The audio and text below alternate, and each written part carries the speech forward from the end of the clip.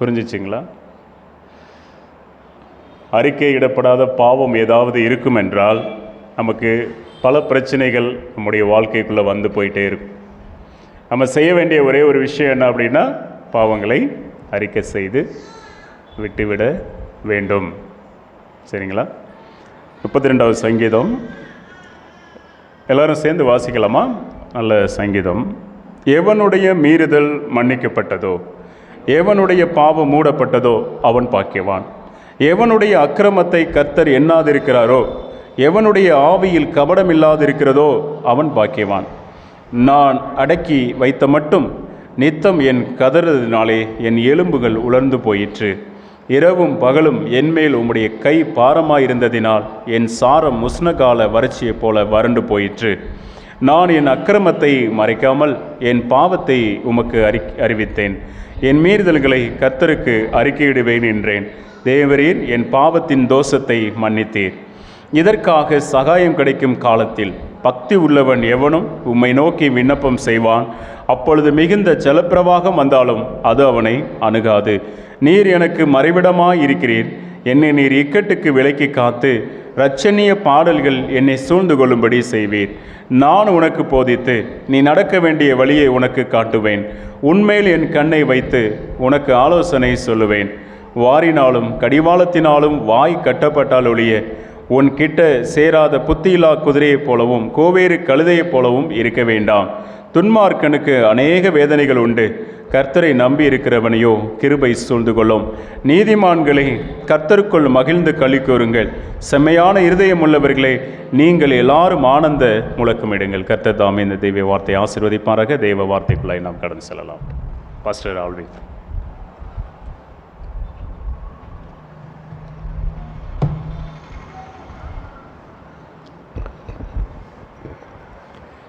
கர்த்தருடைய பரிசுத்த நாமம் மகிமைப்படுவதாக. கர்த்தர் இந்த வாய்ப்பை அருளிய கிருபைகளுக்காக நான் தேவனை ஸ்தோத்திரிக்கிறேன். சபை போதகருக்கும் நன்றிகளை நான் தெரிவித்துக் கொள்கிறேன். நிச்சயமாகவே கர்த்தருடைய பிரகாரத்தில் நாம் கூடி இருப்பது என்பதே கர்த்தர் நமக்கு கொடுத்திருக்கிற ஒரு மாபெரும் ஸ்லாக்கியம். அந்த ஸ்லாக்கியத்திற்கு நாம் பாத்திரவான்களாக இராமல் இருந்தபோதும் கர்த்தர் நமக்கு நாட்களையும் நிமிஷங்களையும் நம்முடைய வாழ்வில் கூட்டி கொடுத்து கொண்டிருக்கிற கிருபைகளுக்காக நான் தேவனை ஸ்தோத்திரிக்கிறேன். போதகர் அவர்கள் கேட்கும் பொழுது மறுப்பு என்னால் வேற யாராலும் கூட மறுப்பு சொல்லிடுவேன். பட் போதகர் கேட்கும் பொழுது என்னால் மறுப்பு சொல்ல முடியல. ஏன் அப்படின்னா, பாஸ்டர் அவங்கள ஒருவேளை நான் கல்லூரியில் அவர்களை பார்க்காவிட்டாலும் அவருடைய ஊழிய களத்தின் காரியங்களை எங்களோடு படித்த எங்களுடைய சீனியர் இடத்திலிருந்து நிறைய காரியங்களை நாங்கள் கற்றுக்கொண்டோம், கேட்டோம். அது நிமித்தமான ஊழிய பாரம் அவர்களுக்கு அதிகமாக, ஊழிய சிந்தனை, ஊழியத்திற்கான கண்ணோட்டம் எல்லாம் கர்த்தருக்கு உகந்ததாக கர்த்தருக்குரிய காரியங்களில் இருப்பது என்பதை நாங்கள் பார்க்கும் பொழுது நாங்களும் அவ்விதத்தில் அவ்வழியிலே நடக்க வேண்டும் என்கிற, அதாவது எங்களுடைய சீனியர்கிட்ட கேட்டுக்கொண்ட வார்த்தைகள் நிமித்தமாய் இருப்பதை நான் அறிந்திருக்கிறேன். அதை நான் கண்டும் இருக்கிறேன். எங்களுடைய திருச்சபைக்கு அவங்க போதகராக இருப்பது என்பது ரொம்ப சந்தோஷமான செய்தியாக இருந்தது. ஆனாலும் சூழ்நிலைகள், காலங்கள் எல்லாம் வெவ்வேறாக இருக்கும் பட்சத்தில் ஒருவேளை ஊழிய அழைப்பு அவர்கள் வேறொரு இடத்தில் இருந்தாலும் தொடர்ந்து அந்த ஊழியத்தை சிறப்பாய் அவர்கள் கொடுக்கப்பட்டிருக்கிற இடங்களிலே செய்வார்கள் என்பதில் எந்த விதமான சந்தேகமும் இல்லை. மீண்டும் எங்களுடைய திருச்சபையின் பிள்ளைகளை பார்ப்பது என்பது மிகுந்த சந்தோஷமாக இருக்கிறது. கர்த்தர் இந்த வாய்ப்பை அருளி இருக்கிறதற்காக அவருக்கு நான் ஸ்தோத்திரங்களை ஏறெடுக்கிறேன். கடந்த வருடம் இந்த மே மாதம் முடிவில், அதாவது மே மாதத்தின் முடிவிலே நான் சபைக்கு வந்திருந்தேன். ஒரு ஜெப விண்ணப்பத்தோடு கர்த்தருடைய சமூகத்திலே வந்திருந்த அநேகர் அறிவீர்கள். இந்த நாளிலே அதற்கு சாட்சியாக என்னுடைய தகப்பனார் இங்கே சுகமாக, ஆரோக்கியமாக, நல்ல விதமாக இருப்பது என்பது அது ஒரு சாட்சி. அதற்காக நான் கர்த்தரை ஸ்தோத்திரிக்கிறேன். கடந்த வருடத்திலே ரொம்ப கடினமான நேரங்களை கடந்து வந்தோம். அப்பாவும் ஹாஸ்பிட்டலில், அம்மாவும் ஹாஸ்பிட்டலில் அப்படின்ற ஒரு சூழல் இருந்தது. அதன் மத்தியிலே கர்த்தர் சுகமாய் இந்த வருடத்தில் இருவரையும் நல்லபடியாக வைத்திருக்கிறதற்காக நான் தேவனை ஸ்தோத்திரிக்கிறேன். நேரம் அதிகம் கடந்து செல்லாதபடிக்கு ஒரு சில காரியங்களை உங்கள் மத்தியிலே சொல்ல வேண்டும். படிக்க வேண்டும் என்று நான் ஆசிக்கிறேன். யூத மக்கள் மத்தியிலே அவர்களுடைய வாழ்க்கை நடக்கையில், அதாவது 3 விதமான அடிமைத்தனத்திற்குள்ளாக இஸ்ரவேல் மக்கள் கடந்து வந்ததை நாம் வேதத்தில் அறிகிறோம். அந்த இஸ்ரவேல் மக்கள் 3 பகுதிகளாக சென்று அதே போல ஒவ்வொரு காலகட்டத்திலும் மறுபடியுமாக தங்களுடைய சொந்த தேசத்திற்கு அவர்கள் திரும்பி வரக்கூடிய சூழல்கள் ஏற்பட்டது. அப்படி ஏற்படுகிற வேளையிலே அந்த இஸ்ரவேலர்களுக்குள்ளாக ஒரு பேச்சுவார்த்தைகள் அதிகமாக இருந்தது. என்ன காரியம் என்று சொன்னால், நாம் இப்படி அடிமைகளாக சென்றதற்கு காரணம் என்ன அப்படின்னு யூதர்களுக்குள்ளாக, இஸ்ரவேல் ஜனங்களுக்குள்ளாக அதிகமான கேள்விகள் ஓடிக்கொண்டிருந்தது. கிராமம் நம்முடைய வாழ்க்கையில் சில காரியங்கள் நடக்கும் பொழுது எப்படி நடந்துச்சு, ஏன் இப்படி நடக்குது, காரணம் என்ன அப்படின்னு சில காரியங்களை நாம் யோசிப்பது உண்டு. அதே போல் அந்த யூதர்கள் அவர்களுடைய வாழ்க்கையில் அவர்கள் இதற்கான காரணம் என்ன என்று சொல்லி யோசித்து தான் நம்ம புதிய ஏற்பாட்டு காலங்களில் இன்னும் தெளிவாக சொல்லணும் அப்படின்னா ஒரு 4 பிரிவு மக்கள்களாக அவர்கள் என்ன செய்தார்கள் என்றால் பிரிந்தார்கள். பழைய ஏற்பாட்டில் அந்த பேர்லாம் நீங்கள் நம்ம பார்க்க முடியாது. புதிய ஏற்பாட்டில் தான் அந்த பெயர்கள் எல்லாம் அங்கே கொடுக்கப்பட்டிருக்கும். இதை இந்த யுத்தத்திற்கு இல்லைனா இந்த அடிமைத்தனத்திற்கு காரணம், நம்மை விற்று போட்டதற்கு காரணம் இதெல்லாம் தான் அப்படின்னு சொல்லி அவர்களாகவே வரையறுத்து கொண்டு சில சட்டத்திட்டங்களை, அதில் தான் நிறைய மோசே நியாயப்பிரமாணத்தின் அடிப்படையில், சடங்காச்சார பிரமாணத்தின் அடிப்படையில் நிறைய காரியங்களை, ஏற்கனவே மோசே நியாயப்பிரமாணத்தின் அடிப்படையில் நிறைய காரியங்களை அவர்களுக்கு சொல்லியிருந்தார். அதை திட்டவட்டமாக கடைபிடிக்கணும் அப்படின்னு சொல்லி இன்னும் சில கட்டளைகளை அவர்களுக்குள்ளாக ஏற்படுத்தி கொண்டு இப்படித்தான் இருக்கணும் அப்படின்னு சொல்லி ரொம்ப திட்டவட்டமான காரியங்களை அவர்கள் நிர்வகித்து கொண்டு சில பிரிவுகளாக பிரிந்தார்கள். அப்படி 4 பிரிவுகளாக, உதாரணத்திற்கு அந்த 457ஆம் ஆண்டு அந்த பிசி எஸ்ரா காலகட்டங்களிலே அவர்கள் அங்கே பிரித்தெடுத்து வரும்பொழுது அந்த காரியங்கள் எல்லாம் நடக்கும் பொழுது தான் இதனுடைய ஆரம்பமாக இருக்கிறது. என்ன ஆரம்பம் அப்படின்னு சொன்னால், இந்த பரிசேயர்கள், இந்த சதுசேயர்கள் அப்படின்ற அந்த வேதத்தில் வாசிக்கக்கூடிய பிரபலமான அந்த கோத்திரத்தை, அந்த பெயர்கள் எல்லாமே அந்த புதிய ஏற்பாட்டில் அப்போ தான் தோன்ற ஆரம்பிக்குது. எப்போ அப்படின்னா, அடிமைத்தனத்திலிருந்து வந்ததுக்கு அப்புறமா இவர்கள் ஒரு ஜனமாக ஏற்படும் பொழுது காரணம் என்ன என்று கண்டுபிடிக்கிற அந்த சூழல் மத்தியில் இந்த பிரிவுகள் அங்கே பிரிந்ததை நாம் பார்க்கிறோம்.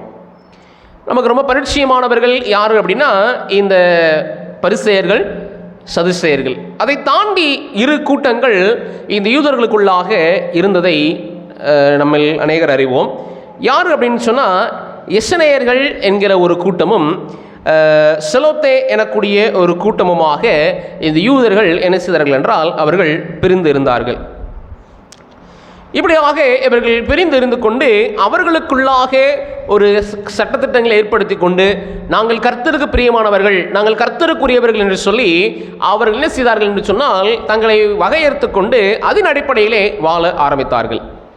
இந்த எசனேயர்கள் எனக்குரிய இந்த கூட்டம், பெரும்பாலும் நம் வேதத்தில் இந்த நபர்களை குறித்து நாம் அதிகமாக இவர்கள் குறித்து வாசிக்க முடியாது. ஆனால் இவர்களுடைய வாழ்க்கை சரித்திரத்தை பார்க்கும் பொழுது இவர்கள் எந்த கட்டமைப்பில் தங்களை கட்டமைத்து கொண்டார்கள் என்றால், இவர்கள் நாடுகள், அதாவது அந்த தேசத்திற்குள்ளாக வாழாமல் அவர்கள் அதிகமாக வெளியிடங்களிலே தங்களை நிலைப்படுத்தி கொண்டு என்ன செய்தார்கள் என்றால் வாழ்ந்து வந்தார்கள். அதிகமாக வாசிக்க படிக்கக்கூடிய இந்த டெட் சீ ஸ்க்ரோல்ஸ், இந்த மாதிரி காரியங்கள் எல்லாம் இவங்க தான் ரொம்ப ஆராய்ஞ்சு அதை ஆராய்ந்து அதற்குரிய காரியங்களிலே தன்னுடைய வேதத்தில் சேர்த்து கொண்டதாக நாம் பார்க்கிறோம். ரொம்ப ஆவிக்குரிய வாழ்க்கையில் ரொம்ப கீழ்ப்படிதலுள்ள, ரொம்ப நேர்த்தியாய் வாழ வேண்டும் என்று சொல்லி தன்னுடைய வாழ்க்கையை அவர்கள் நடத்தி கொண்டு வந்தார்கள். அதில் சிலர் தன்னுடைய வாழ்க்கையை திருமணம் முடிக்காமல் அவர்கள் என்ன செய்தார்கள் என்றால் முழுமையாக ஆண்டவருக்கென்று அவர்கள் தன்னுடைய வாழ்க்கையை நடத்தி வந்ததாக நாம் பார்க்கிறோம். நிறைய காரியங்கள் ஒரு இடத்துல அவங்க முழுமையாக ஒரு 3 வருடங்கள் அதை அவர்கள் நிலையாய் இருப்பார்கள் என்று சொன்னால், அதை தன்னுடைய வாழ்க்கையில் ரொம்ப 3 வருஷம் இந்த டெட் சீ ஸ்க்ரோல்ஸ் இல்லைனா இவருடைய கொள்கைகள் கடைபிடித்து வருகிறவர்களுக்கு எல்லாமே ஒரு நிலையான ஒரு இடத்தில் இல்லாமல் 3 வருஷம் முடிஞ்சிருச்சு அப்படின்னா தொடர்ந்து அடுத்தடுத்த இடங்களுக்கு என்ன செய்வார்கள் என்றால் அவருடைய வாழ்க்கை பயணத்தை நடத்தி கொண்டது. அதனால தான் அவருடைய பெயர்கள் பெரும்பாலும் இந்த வேதத்தில் பதிவு செய்யப்படாமல் இருக்கிறதை நாம் பார்க்கிறோம். ஒரு சின்ன உதாரணம் இவர்களை குறித்து சொல்லணும் அப்படின்னு சொன்னால், இவர்கள் அதிகமான வாழ்க்கை பயணம் வனாந்திரத்திலே தேவனுடைய காரியத்தை செய்கிறவர்களாகவும் இருக்கிறதை நாம் பார்க்கிறோம். இவர்கள் அந்த ஏசாயா புத்தகத்தில் 40ஆம் அதிகாரத்தில் 3வது வசனத்தை வாசிக்கும் ஏசாயா 40வது அதிகாரம் 3வது வாக்கியத்தை வாசிக்கும் பொழுது, கர்த்தருக்கு வழியை ஆயத்தப்படுத்துங்கள், அவாந்தர வெளியிலே நம்முடைய தேவனுக்கு பயந்து தேவனுக்கு பாதையை செவ்வை பண்ணுங்கள் என்றும், பள்ளங்கள் எல்லாம் உயர்த்தப்பட்டு சகல மலையும் குன்று தாழ்த்தப்பட்டு கோணலானது செவ்வையாக்கி கரடு முரடானவைகளை சமமாக்கப்படும் என்றும் என்று சொல்லி அந்த இடத்துல வாசிக்கக்கூடிய அந்த கர்த்தருக்கு வழியை ஆயத்தப்படுத்துங்கள் அவாந்தர வெளியில் அப்படின்னா அவர்களுடைய வாழ்க்கை இதற்கு இணையாகவே அவாந்தர வெளியிலே அவர்கள் தன்னுடைய வாழ்க்கையை நடத்தி வந்ததாக நாம் பார்க்கிறோம். இவர்கள் வெளிச்சத்திற்குரிய பிள்ளைகள், சன்ஸ் ஆஃப் லைட் என்று சொல்லி தங்களை நினைத்து கொண்டார்கள். ஏன்னா அவங்க ரொம்ப ஸ்ட்ரிக்டாக ஓய்வு நாளை கடைபிடிக்கிறதுனாலையும் அவருடைய வாழ்க்கை நிலையான ஒரு இடத்துல இருக்கிறதே கிடையாது. நம்ம இங்கே நிலையாக இருந்துட்டோம் அப்படின்னா இங்கே நிலையான வாழ்க்கை அமைஞ்சு நம்ம இங்கே பாவத்திற்குள்ளாய் மாறிவிடும் என்று சொல்லி 3 வருடத்துக்கு அப்புறமாக மறுபடியும் இன்னொரு இடத்துக்கு குடிபெயர்ந்து, அதுவும் சிட்டிக்குள்ள வெளியே தான் அவருடைய வாழ்க்கை பயணங்கள் இருந்து கொண்டிருக்கிறதை நாம் பார்க்கிறோம். இது இந்த எசனேயர்களுடைய அனுபவம். செலோத்தே எனக்கூடிய ஒரு கூட்டம், அந்த செலோத்தே எனக்கூடிய ஒரு கூட்டம், இந்த கூட்டத்தின் மக்களுடைய வாழ்க்கை முறை எப்படி அப்படின்னா, அகெயின்ஸ்ட் த கவர்மெண்ட். ஒரு அரசு இருக்குது அப்படின்னா, இப்போ உதாரணத்திற்கு அந்த காலகட்டத்தில் அந்த நேரத்தில் இருந்த அரசு என்னது தான், ரோம அரசு. அந்த ரோம அரசிற்கு எதிராக இவருடைய கொள்கைகள் எல்லாமே இருக்கும். அதாவது இவர்களுடைய சிந்தனை என்னன்னா, நாம் அரசாங்கத்திற்கு ஒத்த காரியங்களில் இருக்கக்கூடாது, அகெயின்ஸ்ட் த கவர்மெண்ட். அண்ட் அவருடைய வாழ்க்கை முறையானது இருந்ததாக நாம் பார்க்கிறோம். அவர்களுடைய நடவடிக்கைகள் எல்லாமே இந்த அரசியலுக்கு எதிராகவும் புரட்சியாளர்களாகவும், அது மாத்திரமல்ல அவர்கள் வாழ்க்கை முழுவதும் அவர்கள் தன்னுடைய வாழ்க்கையில் அந்த அரசாங்கத்திற்குரிய காரியங்களை எதிலையும் ஈடுபடாமல் ஒரு புரட்சியாளர்களாக அவர்கள் தேசத்தில் வாழ்ந்து வந்ததாக நாம் அங்கே பார்க்கிறோம். இந்த இரு குழுவும் நிச்சயமாகவே வேதத்தில் அதிகமாக பார்க்கப்படாவிட்டாலும் இவருடைய பிரசன்ஸ், இவருடைய வாழ்க்கையின் பயணமானது சரித்திரத்தை உருவாக்குவதற்கு ஏற்பட்டதாக இருந்தது. ஏன் அப்படின்னா, இந்த புரட்சியாளர்கள் அரசாங்கத்திற்கு, நம்முடைய எண்ணங்கள் அப்படி இல்லை, ஆனால் இவருடைய எண்ணங்கள் அரசாங்கத்திற்கு விரோதமாக, அரசாங்கம் இந்த சபைக்கு அவர்கள் ஏற்றவர்கள் கிடையாது என்கிறதை நினைத்துக்கொண்டு அதிலே தன்னுடைய வாழ்க்கை பயணத்தை அவர்கள் தொடர்ந்து நடத்தி கொண்டு வந்ததாகவும், அதே போல இந்த எசனேயர்களும் அவர்கள் தேசத்திற்குள்ளாகவே வராமல் தன்னுடைய வாழ்க்கையை முழுவதுமாக அவாந்தர வழியில் நடந்து கொண்டு வந்ததாகவும் இங்கே நாம் பார்க்க முடிகிறது. இது இஸ்ரவேல் மக்கள் அடிமைத்தனத்தில் வந்ததுக்கப்புறம் இருந்த 2 ஜனக்கூட்டம். நமக்கு ரொம்ப பரிச்சயமான இன்னொரு 2 கூட்டம் என்று சொல்லும் பொழுது சதுசேயர்கள் என்று சொல்லி பார்க்கும் பொழுது, இந்த சதுசேயர்கள் யார் அப்படின்னு சொன்னால், இவர்கள் முதன்மையான இடத்தை, அதாவது ஆலயத்தில் முதன்மையான இடம், அவர்கள் இந்த பரிசேயர்களை விட ஒரு படி மேலே இருப்பாங்க. எங்கே அப்படின்னா, ஆலயத்திலும் இருப்பாங்க, சமுதாயத்திலும் இருப்பாங்க. அவங்களுக்கு முன்னான ஸ்தலங்கள் எங்கன்னா, ஆலயத்திற்குள்ளேயும் முதன்மையாக இருந்தாங்க, ஆலயத்திற்கு வெளியே சமுதாயத்திலும் அவர்கள் முதன்மையான இடத்தில் இருந்தார்கள். இவர்களுக்கு இந்த அரசியலுடைய எண்ணமும் இந்த பொருளாதார வளர்ச்சியிலும் அவருடைய சிந்தனைகள் அதிகமாக இருந்தது. நீங்கள் வசனங்களை வாசிக்கலாம். அப்போஸ்தலர் 5:17 வாசித்து பார்த்தீங்கன்னா, சதுசேயர்கள் தான் சனகரிப் சங்கத்தின் தலைவர்களாக ஆவிக்குரிய அந்த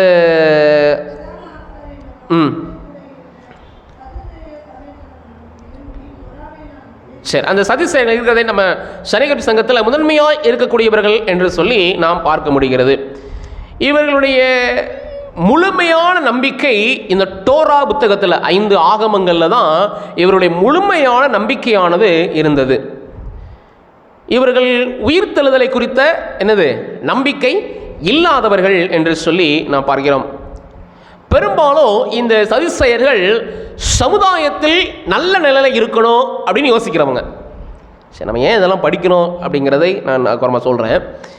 சமுதாயத்தில் அந்தஸ்து மிகுந்தவர்களாக இருக்க வேண்டும் என்கிற எண்ணம் தான் இந்த சதுசேயர்களுக்கு அதிகமாக உண்டு.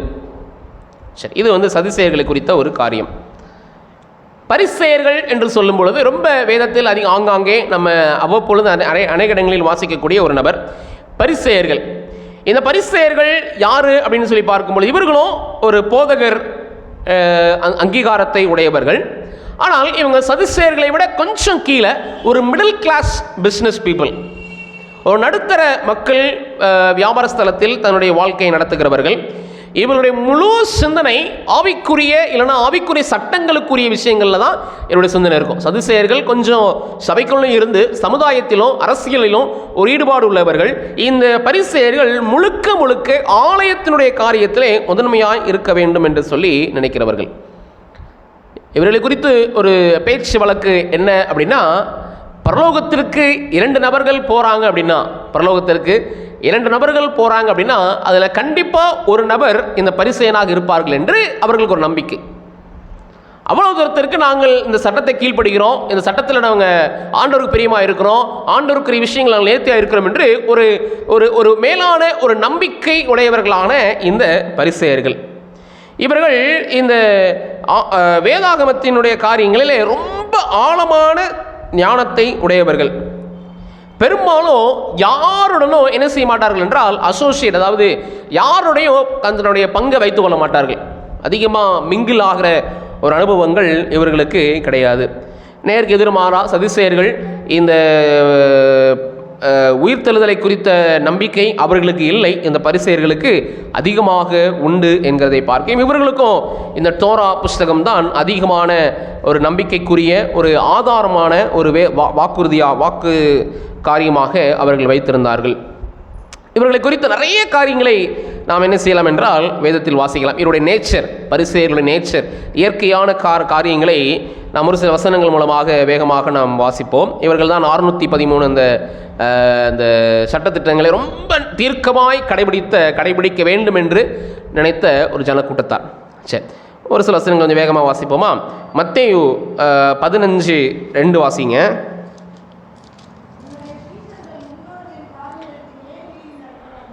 முதல் வசனத்திலேருந்தே வாசித்து இன்னும் தெளிவாக இருக்கும். ம் ம் ம் ம் சரி, ஒரு இயற்கையான ஒரு இன்னொரு முக்கியமான ஒரு குணம் என்ன அப்படின்னா, என்ன குணம் இங்கே என்ன இந்த பரிசேயர்கள் முக்கியமான குணம் என்ன தெரியுது? என்ன செய்யலை அவங்க? கை கழுவாமல் சாப்பிட்றதில்ல. இந்த ஹைஜீனாக இருக்கணும், ரொம்ப சுத்தம் பார்க்குறவங்க கிட்ட போய் நம்ம பக்கத்தில் இருந்தோம்னா சின்னதுக்கெல்லாம் அவங்க பார்க்குற விஷயங்கள் நமக்கு எப்படி இருக்கும், என்ன இருக்குது அப்படின்னு நம்ம யோசிப்போம். அதே போல் இந்த பரிசேயர்கள் சின்ன விஷயங்கள்லாம் ரொம்ப உன்னிப்பாக கவனிக்கிறோம். அதனால தான் நான் சொன்னேன், எப்படின்னா 2 பேர் பரலோகத்துக்கு போனாங்கன்னா அதில் ஒருத்தர் கண்டிப்பாக இந்த பரிசேயர்கள் இருப்பதற்கு காரணம் என்னென்னா, இவ்வளவு நுணுக்கமாய் எல்லா காரியங்களையும் ஆராய்ந்து பார்க்கக்கூடியவர்கள். இன்னும் அதே அதிகாரத்தில் இன்னும் அதே போல் நிறைய வசனங்கள் அவர்களை குறித்து சொல்லும் பொழுது இன்னொரு வசனத்தை வாசிப்போம். மார்க்கு 7ஆம் அதிகாரம் 7-9 குறித்து வாசிக்கும் பொழுது, மார்க்கு 7ஆம் அதிகாரம் 7-9. ம் ம் ம் ம் நீங்கள் தேவனுடைய கட்டளைகளை தள்ளிவிட்டு மனுஷனுடைய பாரம்பரியத்தை கை கொண்டு வருகிறவர்களாய். எப்படிலாம் இருக்காங்கன்னு பாருங்க. சுத்தம் அப்படின்னா எப்படி சுத்தம்? அவங்க பயன்படுத்துகிற பாத்திரங்கள் என்னவாக இருந்தாலும் எப்படி தான் பயன்படுத்துவாங்க. அது கிண்ணமாக இருக்கட்டும், செம்பாக இருக்கட்டும், எல்லாவற்றையும் கழுவி அதனால் என்ன செய்கிறாங்களாம், ஆண்டவருக்கு பிரியமாக இருக்கிறோம். எதுவும் அவங்களுக்கு இல்லை, இதெல்லாம் யாருக்கு பிரியம்? ஆண்டவருக்கு பிரியமான காரியம் என்று நினைத்துக்கொண்டு தன்னுடைய வாழ்க்கையை அவர்கள் நடத்தி கொண்டிருக்கிறதை நாம் பார்க்கிறோம். இன்னும் அவர்களை குறித்து வாசிக்கும் பொழுது மத்தேயு எழுதிய சுவிசேஷ புத்தகம் 19ஆம் அதிகாரத்தில், மத்தேயு 19ஆம் அதிகாரம் 11வது வாக்கியத்தை வாசிக்கும் பொழுது,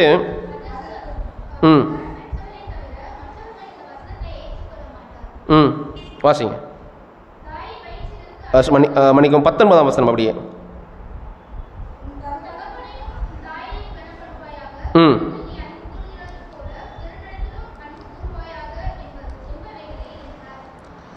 சரி, இவங்க இந்த இந்த 2 காரியங்களில் 11ஆம் வசனத்தில் 10ஆம் வசனத்துலேருந்து வாசித்து பார்த்தீங்கன்னா திருமணம், அது முந்தின வசனம், சீஷர்கள் அவரை நோக்கி மனைவி பற்றி புருஷனுடைய காரியம் இப்படி இருந்தால் விவாகம் பண்ண நல்லதல்ல என்று சொல்லி நிறைய சின்ன சின்ன விஷயங்களில் அவருடைய சிந்தனைகள் எல்லாமே ஒரு முற்போக்கு, எல்லாமே நம்ம ரொம்ப பிரபலமாக யோசிக்கிறோம், நம்ம சிந்திக்கிறோம் என்று தன்னுடைய சிந்தனைகளை ஆண்டவருக்கு பிரியமான திருமணம் வேண்டாம், இல்லைனா திருமணத்திற்குரிய காரியங்கள் இப்படி இருக்க வேண்டாம் என்று சொல்லி நிறைய தங்களுடைய வாழ்க்கையின் சிந்தனைகளிலே அப்படிப்பட்டவைகளாய் சிந்தித்து கொண்டிருக்கிறவர்களை அவர்களுடைய வாழ்க்கை நிலையானது இருந்தது. இன்னொரு வசனத்தை வாசிப்பு, லூக்கா 15ஆம் அதிகாரத்தில், லூக்கா 15ஆம் அதிகாரத்தில் 2வது வாக்கியத்தை வாசிக்கும் பொழுது முதல் வசனத்திலிருந்து வாசிங்க. முதல், சகல ஆயக்காரரும் பாவிகளும்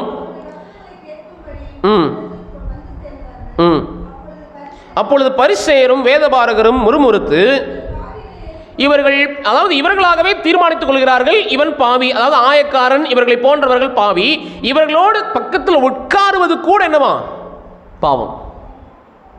அந்த அளவிற்கு தங்களுடைய சிந்தனைகளை, தங்களுடைய யோசனைகளை ஆண்டவருக்கு விரோதமாக வைத்திருந்து, ஆனால் அதை ஆண்டவருக்கு பிரியம் என நினைத்துக் கொண்டு அவர்கள் இப்படிப்பட்ட சிந்தனைகளிலே தன்னுடைய வாழ்க்கையை நடத்தி கொண்டிருந்தார்கள். லூக்கா 22ஆம் அதிகாரத்தில் எடுத்துக்கிட்டீங்க அப்படின்னு சொன்னால், லூக்கா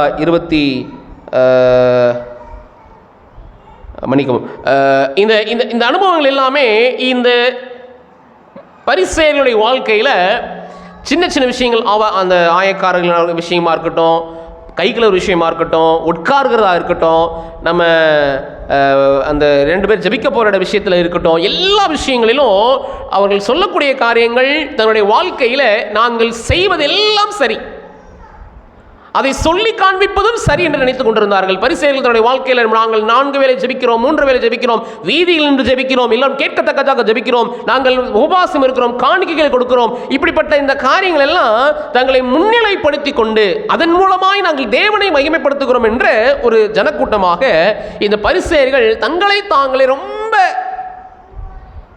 பெரிதாய் நினைத்து கொண்ட ஒரு ஜனக்கூட்டம். நான் ஏன் இவங்களை குறித்து இவ்வளவு அதிகமாக பேசுகிறேன், ஒரு பரிசேயனை குறித்து வேகமாக நாம் படிக்க இருக்கிறோம், அதனால் இந்த காரியத்தை குறித்து நான் சொல்ல ஆசை. அதற்கு முன்பதாக இந்த 4 ஜனக்கூட்டங்களை பார்க்கிறோம். ஒருவேளை இன்றைக்கு இந்த ஆவிக்குரிய வாழ்க்கையில் இந்த கடைசி காலத்தில் வாழ்ந்து கொண்டிருக்கிற பிள்ளைகளாகி நீங்கள் நானோ நம்முடைய வாழ்க்கையில் ஒருவேளை இந்த சபையில வந்து அமர்ந்திருந்தாலும் கூட நாம் எஸ்னேயர்களாக, நாம் சம்பந்தம் கலவாதவர்களாக, நாம் இந்த இடத்திற்குரியவர்களே அல்ல என்று சொல்லி, நான் யாரிடமும் இருக்கக்கூடாது என்று சொல்லி நம்மை நாமே தனிமைப்படுத்தி கொண்டுள்ளவர்களாக இருக்கிறோமா?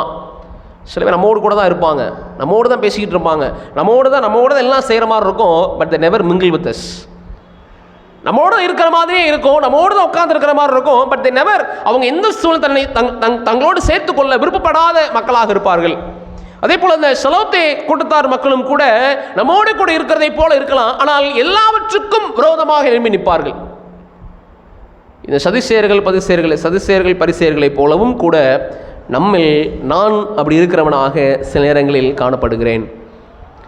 கை கழுவுகிறதுலையும் சின்ன சின்ன விஷயங்களில் நான் எதையோ சாதிப்பதைப் போல என்னை காண்பித்து கொண்டு எனக்கு பிரியமானதை, எனக்கு சுகமானதை, எனக்கு நன்மையானதை செய்து கொள்கிறவர்களாக நான் இருந்து கொண்டிருக்கிறேனா என்று சொல்லி நான் யோசிக்க வேண்டும். இந்த பரிசேயர்களை குறித்து ஒரே ஒரு காரியத்தை குறித்து மாத்திரம் சொல்லி படிக்கணும் ஆசிக்கிறேன். யோவான் எழுதிய சுவிசேஷ புத்தகத்தில் 3ஆம் அதிகாரத்திற்கு நம்முடைய கவனத்தை நாம் திருப்பினோம் என்றால் அங்கே ஒரு நபரை குறித்து நாம் வாசிக்க முடியும். சரி, யாரை குறித்து அப்படின்னா, யூதருக்குள்ளே பேர் என்ன, நிக்கோதேமு எனப்பட்ட பரிசேயன் ஒருவன் இருந்தான். அவர் இன்ட்ரடக்ஷனை பார்த்தீங்க அப்படின்னு சொன்னால், அவர் யார் அப்படின்ற அந்த ஒரு டிஸ்கிரிப்ஷனில் சொல்லிடலாம். யார் அவர்? இஸ் அ பாஸ்டர், ஒரு வேதபாரகன், ஒரு பரிசேயன், இஸ்ரவேலர்களுக்கு போதகர், சனகரிப் சங்கத்திலே, நியாய சங்கத்திலே முதன்மையான இடத்தில் இருக்கிறவர், சமுதாயத்தை வெறுத்து சபையினுடைய காரியங்களை மேன்மையாக நினைக்கிறவர். இவரை குறித்து இந்த வேதத்தில் 3 இடத்துல வருது. அடுத்த வசனத்தை வாசித்து பார்க்கும் பொழுது சரி, இந்த வார்த்தையை கவனிங்க. எப்போ வந்தாராம், ஏன் ராக்காலத்தில் வந்தார் அப்படின்னா ஒருவேளை அதற்கு சில காரணங்கள் நம்ம பின்னாடி படிச்சிருப்பீங்க, தெரியும் நமக்கு. ஆனால் அந்த அந்த டிஸ்கிரிப்ஷன் வந்து என்ன ஆயிடுச்சு அப்படின்னு சொன்ன நாளடைவில் அவருடைய ஒரு நிக்நேமாக மாறிடுச்சு, ஒரு ஒரு ஒரு ஒரு புனை பெயராகவே அவருக்கு சேர்க்கப்பட்டது. வாசிங்களேன், யோவான் 7ஆம் அதிகாரத்தில் 50வது வசனத்தை வாசிங்களேன். யார் அது? அந்த நிக்கோதேமு. ராத்திரியிலே அவரிடத்தில் வந்தவனும் அவர்களில் ஒருவனுமாகிய யாரு? நிக்கோதேமு என்பவன் அவர்களை நோக்கி. அது என்னன்னு பார்ப்போம். இன்னொரு இடத்துல வாசிக்கும் போது யோவான் 19ஆம் அதிகாரத்தில் 39ஆம் வசனத்தில் வாசிக்கும் போது, யோவான் 19ஆம் அதிகாரம் 30 சரி என்ன வாசிக்கிறோங்க? ராத்திரியிலே வந்திருந்த, ஆரம்பத்தில் அந்த டிஸ்கிரிப்ஷன் பாருங்களா, ஆரம்பத்தில், ஏன்னா ஊழிய ஆரம்பத்தில் அது நடக்குது. ஆரம்பத்தில் ராத்திரியிலே அவரிடத்தில் வந்திருந்த ஒரு நிக்கோதேமு. அப்போ இந்த ராத்திரியில அவர் வருவதற்கான காரணம் என்ன? ஏன் அதை முக்கியத்துவப்படுத்தி இந்த யோவான் எழுதிக்கிட்டே இருக்கிறார் அப்படின்னா, ஏன் அப்படி நடந்துச்சு? ஏதாவது ஒரு காரணம் சொல்லுங்களேன். ஏன் ராத்திரியில் அவரிடத்தில் வரணும்? சரி சொல்லுங்க. ஓகே, ராத்திரியில் வருவதற்கான காரணம் என்ன அப்படின்னு சொல்லி வேதத்தில் பார்க்கும் பொழுது, அவன் யூதர்களுக்குள்ள ஒரு முக்கிய பிரமுகர். நம்ம அதனால தான் அந்த டிஸ்கிரிப்ஷன் ரொம்ப அவங்களுக்கு குறித்து சொல்லிக்கிட்டே வந்தேன். அவங்க எங்கே இருக்க மாட்டாங்க? கை கழுவுறதுலையும் சகல பாவிகள் எடுத்து என்ன செய்ய மாட்டாங்க? உட்கார மாட்டாங்க. அவங்களோட கை சம்பந்தம் கலக்க மாட்டாங்க. அப்படி இருக்கிற அந்த பரிசேயன் இந்த இயேசு கிறிஸ்துவை பார்த்த பொழுது இவரிடத்தில் ஏதோ ஒரு வித்தியாசமானதாக இருக்கிறது. இந்த யூதர்கள் அவரை ஏற்றுக்கொள்ளாமல் இருக்கிறதுனால, இவர்கிட்ட ஏதோ இருக்கிறது என்பதை அறிந்து கொண்டு அவர் இங்கே என்ன செய்கிறார்னா, அவரை பார்ப்பதற்காக வரார். சரி, ஏதோ இருக்குது அதனால வந்தார். அவரே ஒரு போதகர் தானே, அவர் இவரிடத்தில் வரணும் அப்படின்ற ஒரு எண்ணம் இருக்க வேண்டிய அவசியமே இல்லையே. முதல்ல பார்த்தோம் ராத்திரியில் வந்தார் அப்படின்னு சொல்லி. அதற்கு காரணம் என்னன்னா, பகலில் சந்திக்கிறதுக்கு வாய்ப்பு கிடைத்தால் மற்றவர்கள் அவரை குறை சொல்லுவாங்க, மற்றவர்கள் அவரை குறித்து ஏளனமாய் பார்ப்பாங்க. அதனால் ராத்திரியில் வந்தார்னு பார்க்குறோம். சரி, அவரே ஒரு போதகர், அவரிடம் எதற்காக இன்னொரு நபரை இயேசு கிறிஸ்துவை பார்க்க வேண்டும்? அதுவும் அவரிடத்தில் சொல்கிறாரு. ராத்திரியில் இயேசுவிடத்தில் வந்து அவர் சொல்கிற முதல் வார்த்தை என்ன? அவர் சொல்கிற முதல் வார்த்தை என்னது? யோவான் 3ஆம் அதிகாரத்தில் 2வது வசனத்தில் வாசிக்கும் பொழுது, அவன் ராத்திரியில் இயேசுவினிடத்தில் வந்து ரபி. யார் ரபிங்க?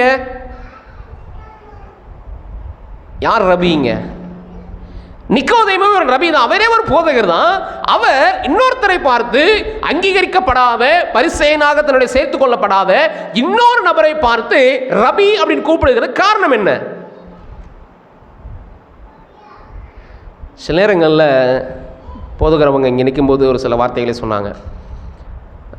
இங்கே இல்லாதப்போ போதுவருடைய வேலை எப்படி அப்படின்னு சொல்லிட்டு, even though he was a pastor, even though அவன் ஒரு பரிசேயர்களுக்குள் தலைவனாக, ஒரு போதகராக ஆலயத்திலே முன்னான ஸ்தலத்தில் இருந்தாலும் அவனுடைய உள்ளத்தில் ஒரு வெறுமை இருந்தது. Some emptiness filled in his heart. So this man, இந்த மனுஷனிடத்துல ஏதோ ஒன்று இருக்குது. என்னை போலதான் சக ரபிமார்கள் இருக்கிறாங்க, என்னை போலதான் பரிசேயர்கள் இருக்கிறாங்க. நான் அவங்களை எல்லாரையும் பார்க்கிறேன், நானும் அவர்களைப் போலவே வாழுகிறேன், அவர்களைப் போலவே இருக்கிறேன். ஆனால் இந்த ஒரு நபரிடத்துல ஏதோ ஒரு வித்தியாசமான அனுபவம் இருக்குது. அதை நான் கண்டுகொள்ள வேண்டும் என்கிறதற்காக அவரை பார்த்து அவரிடத்தில் பேசுகிறதற்காக வரார். உடனே டக்குன்னு கான்வர்சேஷன் மாறுது. பார்த்தீங்களா? இந்த கான்வர்சேஷனை பார்த்தீங்கன்னா, அவர் வர்றாரு. ரபி, போதகர், நீர் போதகரிடம் இருந்து இருக்கிறேன், நடந்து வந்திருக்கிறேன். ஆனால் நீங்கள் தேவனிடத்திலிருந்து வரல அப்படின்னா நீங்கள் செய்கிறது மாதிரி யாராலையும் செய்ய முடியாது அப்படின்னு சொன்ன உடனே, அப்படியாப்பா, பரவாயில்ல, சந்தோஷம் அப்படின்னு ஆண்டவர் தன் பக்கமாக, அவன் பக்கமாக என்ன செய்யலை, அந்த கான்வர்சேஷனை கொண்டு போகல. உடனே ஆண்டவர் கேட்குற கேள்வி என்னது? அடுத்து ஆண்டவர் சொல்கிற விஷயம் என்னன்னா, 3ஆம் வசனத்திலே, 3ஆம் அதிகாரம் 3ஆம் வசனத்திலே இயேசு அவனுக்கு பிரதியுத்தரமாக, ஒரு மறுபடியும் பெறாவிட்டால் தேவனுடைய ராஜ்யத்திலே காண மாட்டான் என்று மெய்யாகவே மெய்யாகவே உனக்கு சொல்லுகிறேன் என்றார். முதல் காரியம் நான் சொன்னேன், அவன் ஒரு பரிசேயனாக இருக்கிறார். அவர் ஏன் ராத்திரியில் வந்தார்னா ஒரு சில பிரச்சனைகளை தவிர்ப்பதற்காக. அதை தாண்டி அவரே ஒரு போதகர். அவர் ஏன் அந்த ராத்திரி அவரை வந்து பார்க்கணும் என்றால், போதகராக இருந்தாலும் கூட மனதில் ஒரு நிம்மதி இல்லைன்னா மனதில் ஒரு வெற்றிடத்தை கண்ட நிக்கோதேமு அதை நிறைக்கத்தக்கதாக இந்த நபரிடத்தில் அவர் வருகிறார். அப்புறம் கான்வர்சேஷனில் ரொம்ப அழகாக இருக்கும். அப்போ எப்படி மறுபடியும் பிறக்கிறது, நம்மளுடைய தாய் வயிற்றில் இருக்கிறதா அப்படின்னு சொன்னோன்னே இதெல்லாம் என்னென்ன ஆண்டவர் ஒரு கேள்வி கேட்குறாரு. 10ஆம் வசனத்தை வாசிங்களேன். இயேசு அவனை நோக்கி, நீ இஸ்ரவேலில் போதகனாய் இருந்தும்.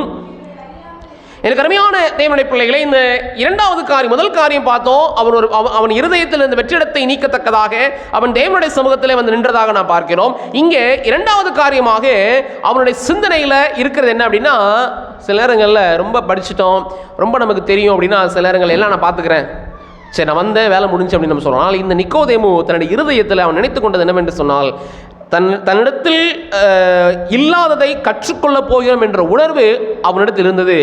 அதனால தான் அந்த கான்வர்சேஷன் முழுவதும் கடந்து சென்றதை பார்க்கிறோம். அவன் இஸ்ரவேலருக்கு போதனாக இருந்த போதும் கூட அவன் கற்றுக்கொள்வதற்கு தன்னை தடை பண்ணவில்லை. முதல் காரியம் நம்ம பார்த்தோம், அவனிடத்தில் வெற்றிடத்தை நிரப்பத்தக்கதாக வருகிறான். இரண்டாவதாக ஆண்டவர் கேட்ட கேள்விகளுக்கு பதில் கொடுத்து பதில் கண்டு அவனுடைய கான்வர்சேஷனை வளர்க்கும் பொழுது, ஈவன்தோ எவ்வளவுதான் நான் படிச்சிருந்தாலும், எவ்வளவுதான் எனக்கு ஞானம் இருந்தாலும், எவ்வளவுதான் நான் அறிவை வைத்திருந்தாலும், ஆண்டவரிடத்தில் இல்லைனா ஒரு புது நபரிடத்தில் ஒரு புதிய காரியத்தை கற்றுக்கொள்ளும் பொழுது என்னுடைய இருதயம் என்ன செய்யும், அதை ஏற்றுக்கொள்ளுகிற மனப்போக்கம். இன்றைக்கி நம்ம நிறைய பேருங்கிறத விட என்னையும் சேர்த்து நான் சொல்லும் பொழுது, இன்றைக்கி நம்ம நிறைய காரியங்களை யாரிடத்துலேருந்து கற்றுக்கொள்ள முடிகிறது என்றால், யாரிடத்துலேருந்து? சிறு பிள்ளைகளிடத்திலிருந்து. அவங்க நடவடிக்கைகள், அவங்களுடைய ஆக்ஷன், ரியாக்ஷன், அவங்களுடைய செயல்பாடுகள், அவங்களுடைய ஆக்டிவிட்டிஸ் எல்லாமே நமக்கு புதிய புதிய காரியங்கள் கற்றுக் கொடுக்கிறதே. நம்முடைய வாழ்க்கையில் நம்ம புரிந்து கொள்ள வேண்டிய இரண்டாவது காரியமானது என்னவென்று சொன்னால், செய்கிற நேரத்தில் இந்த ராத்திரியிலே வந்த இந்த நிக்கோதேமு என்ன செய்கிறார் அப்படின்னு சொன்னால், ஒரு சில காரியங்களை கொண்டு வரார். என்ன அப்படின்னா, வெள்ளை போலமும் கரிய போலமும் கலந்து ஏறக்குறைய 100 ராத்தல் கொண்டு வந்தான். இது என்ன அனுபவம்னு சொன்னால், 2 காரியங்கள் இதில் நம்ம கற்றுக்கொள்ளலாம். மரித்ததுக்கப்புறம் அவங்களுக்கு போய் நம்ம என்ன செஞ்சால் அவங்களுக்கு ஏதாவது தெரிய போகுதா? நான் ஒருத்தவங்க மரிச்சிட்டாங்க, நான் அவங்க மேலே அன்பாக இருக்கிறேன், இது வரைக்கும் நான் காமிச்சதில்லை, இப்போ நான் காமிக்க போகிறேன் அப்படின்னு பெரிய பெரிய காரியங்களை செய்யணுந்தாலும் அவங்களுக்கு பயன் உண்டா அப்படின்னா இல்லை. இந்த அனுபவத்தில் உயிரோடு இருக்கும்போது இயேசு கிறிஸ்து ஊழியம் செஞ்சுருக்கலாம், உயிரோடு இருக்கும்போது ஏதாவது ஆண்டவருக்காக செஞ்சுருக்கலாம் அந்த நிக்கோதேமு. ஆனால் மரித்ததுக்கு அப்புறமா இவர் செய்கிறாரே 2 காரியம். ஒரு காரியம் என்ன அப்படின்னா, ஒருவேளை உயிரோடு இருக்கும் பொழுது அவனுடைய அனுபவங்கள், அவனுடைய பாரம்பரியம், அவனுடைய பின்னணி அவனை தடுத்திருக்கும் என்று தடுத்ததுனால தான் நிறைய காரியங்கள் அவனால் செய்ய முடியல. பட் ஒரு சைலண்ட் ஃபாலோவராக ஆண்டவரை செய்து கொண்டு தான் இருந்தார். அவரை ஃபாலோ பண்ணிகிட்டே தான் இருந்தார். இதற்கு பெரிய உதாரணம் என்ன அப்படின்னா, இன்றைக்கி அட்வென்த் பிள்ளைகளாகிய நம்மை விட இல்லை நம்மை காட்டிலும் ஆண்டவருடைய பரமராஜ்யத்தில் இங்கே இராதவர்கள் கூட அங்கே அநேகர் வெளி நிற்கிறவர்கள் அங்கே வந்து சேர்வது உண்டே. அதே போல் நிக்கோதேமு தன்னுடைய வாழ்க்கையில் ஆண்டவரை நேரடியாக அவரை பின்பற்றாவிட்டாலும் மறைமுகமாக அவர் என்னெல்லாம் செய்ய முடியுமோ எல்லாம் செய்தார். அதற்கு உதாரணம் தான் இந்த காரியங்களை கொண்டு வர. இது என்ன அர்த்தம் அப்படின்னு சொன்னால், ஒரு வாசனை திரவியம் தான், வேறு ஒன்றும் இல்லை, பெருசாக ஒன்றும் இல்லை. ஒரு வாசனை திரவியத்தை அவரோட கல்லறையில் ஏன்னா நாற்றம் எடுக்கும் அப்படின்றதுனால அந்த நாற்றத்தை போக்குவதற்காக ரத்தம் வடிஞ்சிருக்குது, துணியில் சுற்றி இருக்கிறாங்க, அதெல்லாம் நாற்றம் எடுக்கக்கூடாது அப்படிங்கிறதுக்காக இந்த ராத்தல் இந்த காரியத்தை கொண்டு வர. இது என்ன சிறப்பான அம்சம் இருக்குது அப்படின்னு சொன்னால், பொதுவாக இந்த ராத்தல், அதில் என்ன வார்த்தை பயன்படுத்துங்கன்னா 100 ராத்தல். பொதுவாக ஒரு மரணத்தில் இருக்கக்கூடிய ஒரு சடலத்தை பாதுகாப்பதற்கு, இல்லைனா பதப்படுத்துவதற்கு, இல்லைனா அந்த வாசனை திரவியத்தை அந்த இடத்துல வைப்பதற்கு பொதுவாக பயன்படுத்தக்கூடியது வந்து என்ன அப்படின்னா, ஒரு ராத்தல் பணத்திற்கு வாங்குறது என்ன செய்ய முடியுமா, அதற்கு போதுமானதாக இருக்கும். ஆனால் அந்த நிக்கோதேமு ஆண்டவர் மீது வைத்திருந்த பிரியம், ஆண்டவர் மீது வைத்திருந்த அந்த ஒரு காரியத்தை வெளிப்படுத்தத்தக்கதாக 100 ராத்தலுக்கு அதை கொண்டு வந்து என்ன செய்தார் என்று சொன்னால், அந்த கல்லறையில் கொண்டு வந்து வைத்து, எனக்கு உயிரோடு இருக்கும் இது பெருசாக செய்ய முடியல அவருக்கு, என்னுடைய பாரம்பரியம், என்னுடைய குடும்பம் எனக்கு அதில் தடையாக இருந்தாலும் அவருடைய மரணத்தில் அவரை நம்ம வாசிக்கிறோம்ல, அவர் கல்லறை கூட அவருக்கு சொந்தமாக இல்லை, ஆனால் யாரும் வைத்திராத ஒரு கல்லறை அவர் கிடையாது. அதனால் எல்லாவற்றையும் ஆண்டவருடைய வாழ்க்கையிலே அவருக்குரியதை அவருக்கானது வந்து சேர்ந்ததைப் போல இந்த நிக்கோதேமு தன்னுடைய வாழ்க்கையில் தனக்கு கொடுக்கப்பட்ட நாட்களில், தனக்கு கொடுக்கப்பட்ட ஆயுசில், தன்னுடைய சம்பாத்தியத்தில் ஆண்டவருக்காக ஏதாவது செய்யணும் அப்படின்னு சொல்லி 100 ராத்தல் பணத்தை நிமித்தமாய் கொண்டு வரப்பட்ட இந்த வெள்ளை போலத்தையும் கறி போலத்தையும் என்ன செய்தார் என்றால், ஆண்டவருடைய சமூகத்தில் இந்த வாசனை திரவத்தை கொண்டு வந்து சேர்த்ததாக நாம் பார்க்கிறோம். நம்முடைய வாழ்க்கையில் நாம் சம்பாதிப்பதும் நாம் வைத்திருப்பதும் எல்லாமே யாருடையது தான்? ஆண்டவருக்குரியது தான். ஆனால் அவரிடத்திலே கொண்டு வருவதற்கு நாம் என்ன கணக்கு பார்க்குறோம்? ஆண்டவருக்குரியது தான் என்று இந்த உலகத்தில் ஒரு மாதம் முழுவதும் வேலை செய்கிறோமா? சந்தோஷம்தான். நம்முடைய ஞானத்தினால, நம்முடைய அறிவினால, பலத்தினால சந்தோஷம்தான். ஆனால் அதை தாண்டி அந்த அறிவையும் ஞானத்தையும் பலத்தையும் கொடுத்தது யாரு தான்? ஆண்டவர் தான் அப்படின்னு அறிந்திருக்கிற நான் ஆண்டவருக்கு கொடுப்பதற்கு நான் என்ன திட்டங்களை என் வாழ்க்கையில் வைத்திருக்கிறேன் என்பதை யோசித்து பார்க்க வேண்டும்.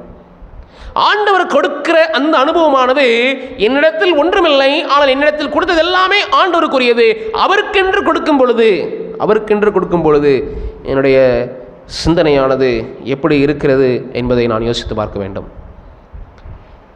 என்னுடைய பெரிய ஊழிய அனுபவம் கிடையாது. பட் 10 வருஷம் ஊழிய காலத்தில் ஆரம்பத்தில் இருக்கும் பொழுது இந்த சாபத் ஸ்கூல் கோல் நம்ம சபையில் அப்போ எனக்கு ஞாபகம் இல்லை, மேபி 5:15 எனக்கு ஞாபகம் இருக்குது. நான்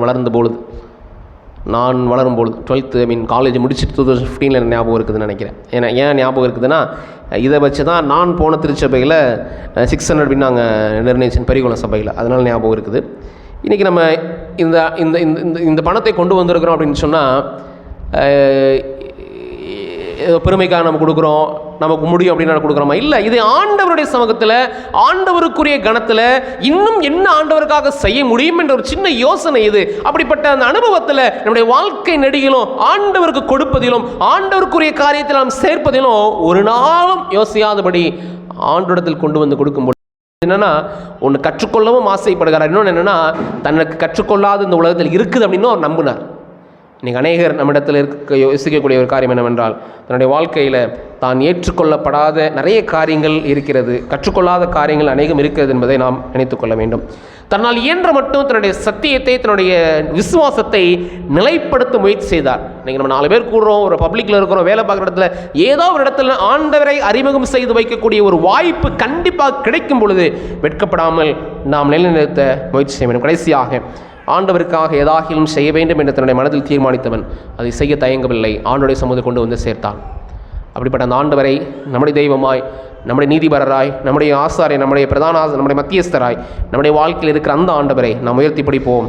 ஆண்டவருக்குரியதை கொடுப்போம், ஆண்டவரிடத்திற்குரிய காரியங்களை செய்வோம். ஆண்டவர் பெரிய காரியங்கள் நம்முடைய வாழ்க்கையில் செய்வாராக. ஆமென்.